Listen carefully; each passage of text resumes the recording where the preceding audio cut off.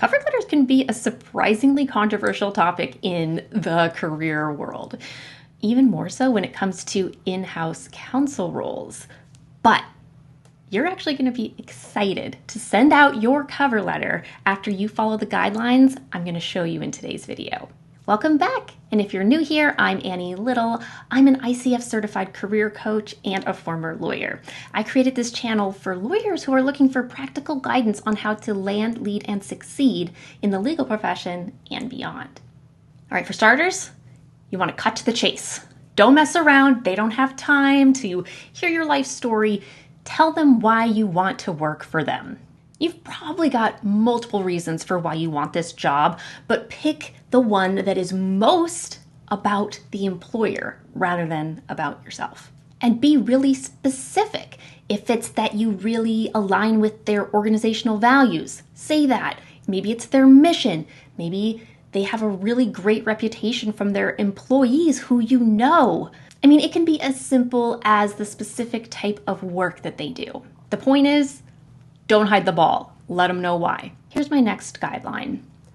Address any obstacles that they may see to hiring you. And in some cases, I actually like to put this before you even say why you want to work there. Because from my perspective, the sooner you can cast any doubts out of their mind, the better. And so this is the type of thing that arises when, just think about what you're most insecure about on your resume. Is it that you don't live in the area where the job is going to be? You can address that in that first sentence of your cover letter.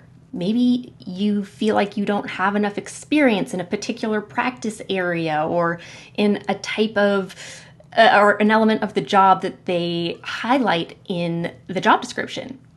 Talk about that and why it's not an issue. And sometimes I see people who are coming from the law firm world who want to go in-house, and they're willing to take a more junior position because it's really what they want to do. And so they worry about not so much their age, but rather their seniority as a lawyer, and that they're going to be perceived as not willing to work for leaders or managers who may be a lot younger or newer in their career than they are.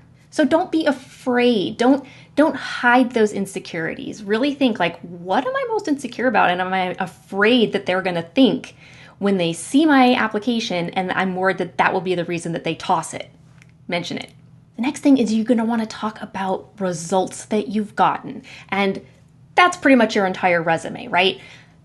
But in this instance, for your cover letter, you're going to want to pick a really relevant scenario where you have solved a problem, reached a goal, achieved something that is very similar, if not the exact same thing that you would be doing in this job, and describe it in terms that make absolute sense to the employer so that they can see you doing that same thing within their organization. And really lean into your soft skills for this one as you're describing how you got the result that you did, because that's what's going to set you apart from other candidates. For better or for worse, you need to keep it brief. While I don't believe that resumes need to be kept to one page, cover letters do. And yes, some cover letters never get read, but whatever. There's no harm in sending one, unless they specifically say not to, like Google doesn't like cover letters. But by keeping your cover letter brief, you increase the chances that it's going to get read if it's easily scannable rather than looking like this giant treatise that's going to take forever to read. And I want you to keep in mind that, again, your cover letter isn't about giving your life story, nor is it about rehashing what's already in your resume. Think of it more like a movie trailer. It's just a preview of the detailed story that's in your resume. So you're just trying to get them interested and maybe even a little excited about learning more about what you can do for them. And I know, coming back to the whole point that, or the concern that a lot of people have is that cover letters don't get read. So what? From my perspective, what I have found with my clients is that going through the process of writing a cover letter is really helpful in focusing your resume and in preparing for your interview. So it's really a win either way. The majority of my clients say that they want to move in-house. And what I have found to be the most effective way for lawyers to make that first step into an in-house role is to really, really accentuate their transferable skills. When you're moving into an in-house role, there's a lot more business involved, and you need to connect the dots a lot more for an in-house role than you would for a standard law firm position. And if you're not sure how to do that, or you feel like you maybe don't have transferable skills, that you're too pigeonholed, I want you to check out my free masterclass.